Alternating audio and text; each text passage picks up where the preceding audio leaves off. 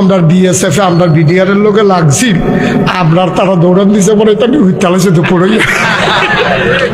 আর আমরা তাদেরকে ঠুস ঠুস গুলি করে তাহলে হতাই দিয়ে আইয়া পড়ছে না হইতে যখন লাগছে তার উড়ানোর দরকার নেই।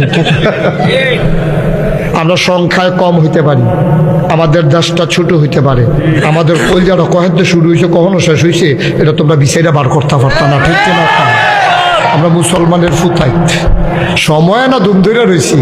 কুবাকুবি শুরু হইলে রেটার ভাই বা কুবাকুবি কারে কয়, বদরের যুদ্ধের সময় একবার কুবাকুবি করছিলাম আমরা, তার 313 জন, হেতারা আসছিল 1000, হেতারা হেক্টার আর আমরা টিউলো মোড় খেললা বাতাসে লেগাছো ধরে খেলতে এইরকম দুর্বল। কত তো আমরা কত রে